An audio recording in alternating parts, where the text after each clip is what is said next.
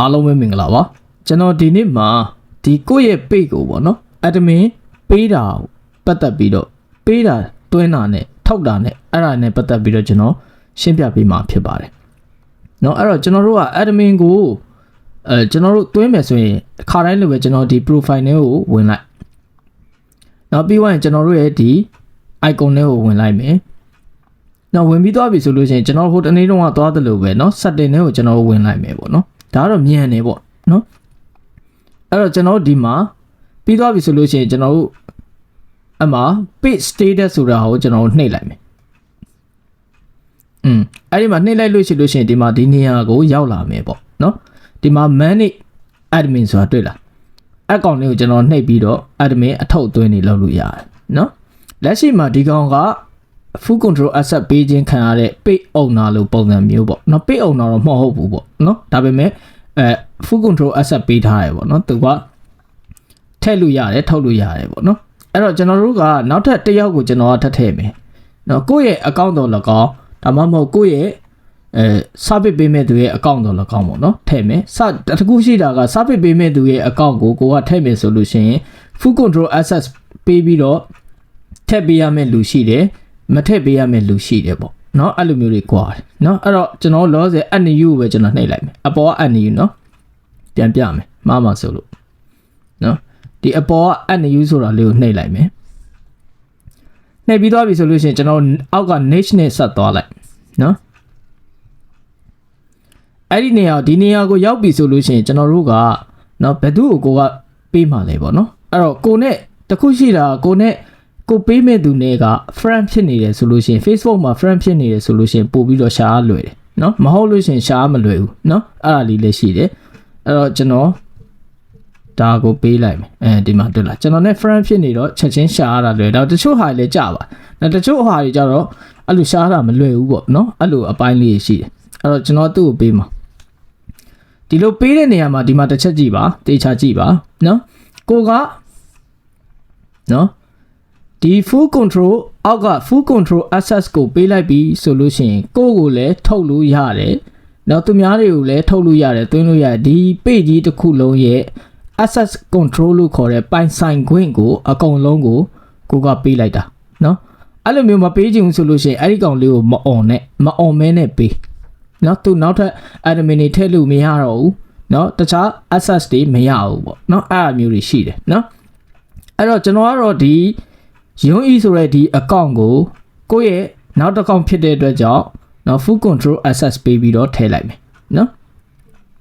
ဒါဆိုလို့ရှိရင်ပြောရမယ်ဆိုရင်ဒီရုံး e ကဒီ page ကိုလုံးဝအကုန်လုံးပိုင်ဆိုင်မှုအကုန်လုံးပိုင်သွားပြီပေါ့နော်အဲ့လိုမျိုးဖြစ်တယ်နော်အဲ့ဆိုရင် give access ပေးလိုက်မယ်နော်ပြီးသွားရင်ကျွန်တော်တို့ရဲ့ password ကိုရိုက်ထည့်ဖို့လိုအပ်တယ်နော်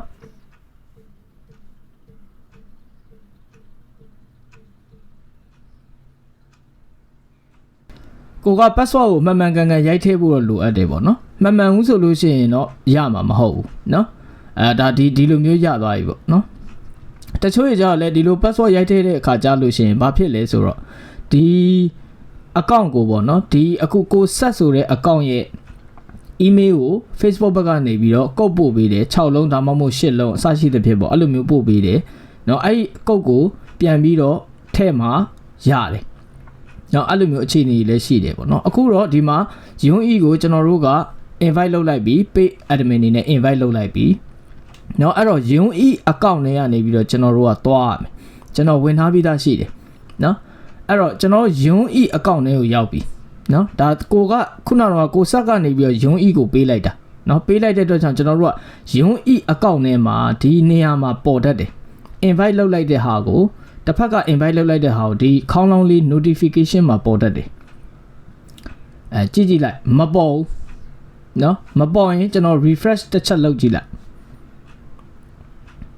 เนาะအဲ့လို refresh လေးတစ်ချက်လုပ်ကြည့်မယ်ကိုယ့်ရဲ့ဒီ Facebook application ထဲမှာလည်းထိုနည်းလည်းကောင်းမယ်เนาะဒါကကျွန်တော်က browser ပြပေးထားလို့เนาะဒီမှာเนาะအဲ့ဒီကောင်လေးကိုနှိပ်လိုက်ကျွန်တော်အကျယ်ချက်ပြမယ်เนาะနည်းနည်းကြီးအောင်ချက်ပြမယ်ဒီမှာတွေ့လားဒီနေရာမှာ notification မှာကိုဆက်ကနေပြီးတော့ invite လုပ်ထားပါတယ် social knowledge test page ကို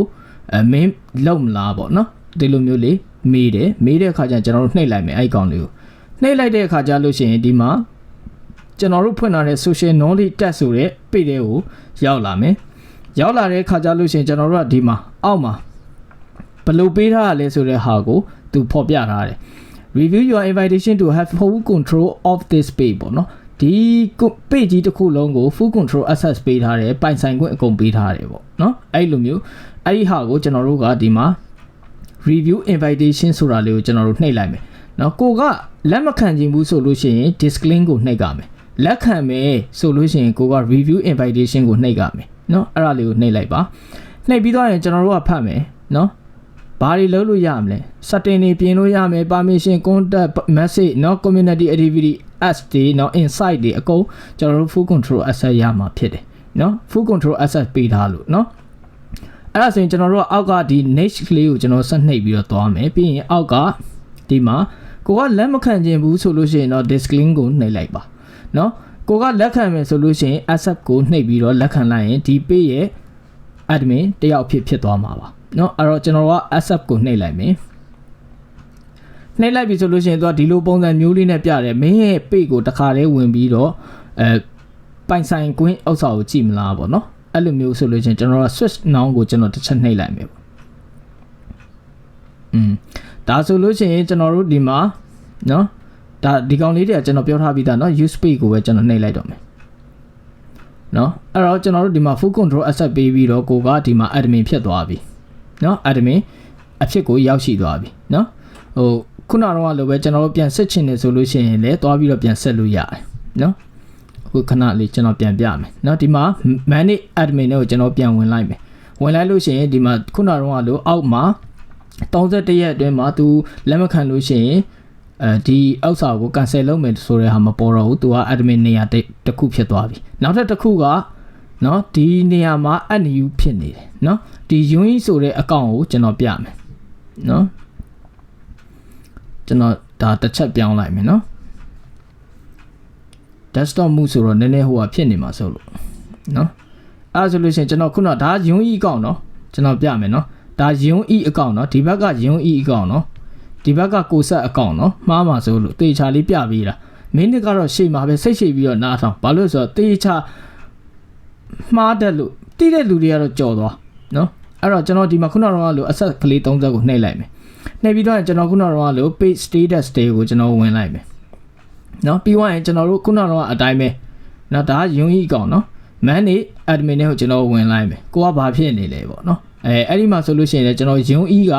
ကိုယ့်ရဲ့အကောင့်ကအမြင်နဲ့အပေါ်မှာပဲရှိနေမယ်ကိုဆက်အကောင့်ကဝင်လို့ရှိရင်ကိုဆက်အကောင့်ကအပေါ်မှာဖြစ်နေမယ်ယုံကြီးအကောင့်ကနေပြီးတော့ဒီ page ကိုဝင်ရင်ယုံကြီးကအပေါ်မှာဖြစ်နေမယ်အဲ့ဒီမှာဘာထူးခြားလဲဆိုတော့ full control access ပေးပြီးတော့ကိုတွေကလက်ခံထားတဲ့သူတော့ full control access ရတဲ့ admin ဆိုလို့ရှိရင်အပေါ်က unused ဆိုတဲ့နေရာမှာအပြရောင်လေးနဲ့ပေါ်နေမယ်မဟုတ်ဘူးဆိုလို့ရှိရင်အပြရောင်နဲ့မပေါ်ဘဲနဲ့ကျွန်တော်တို့က admin တွေထပ်ထည့်လို့မရတော့ဘူးเนาะဒီဥစ္စာကဒီ admin တယောက်ပဲရှိတော့မယ်အဲ့လိုမျိုး access ပျောက်သွားတာပေါ့နော်အဲ့လိုမျိုးတွေဖြစ်တတ်တယ်အဲ့ဒါကြောင့်မလို့ဒီ admin ပေးတဲ့နေရာမှာကိုကတိတ်တိတ်ချာချာလုပ်ဖို့လိုအပ်တယ်ဒါလေးကိုပြောပြချင်တာပါနော်အဲ့ဆိုလို့ရှိရင်တော့ဒီ lesson ကိုကျွန်တော်ဒီနားမှာရန်နာလိုက်ပါမယ်နောက်ထပ် lesson ကြားလို့ရှိရင် advertise နဲ့ပတ်သက်ပြီးတော့ကျွန်တော်မနေ့တော့ပြောသလိုပဲကျွန်တော် professional dashboard ရဲ့ advertise ရဲ့ကြံသေးရလေးပေးမှာနော်အဲ့တော့ကျွန်တော် advertise နဲ့ပတ်သက်ပြီးတော့အနေငယ်ပြောပြပေးပါမယ်နော်အားလုံးအဆင်ပြေကြပါစေ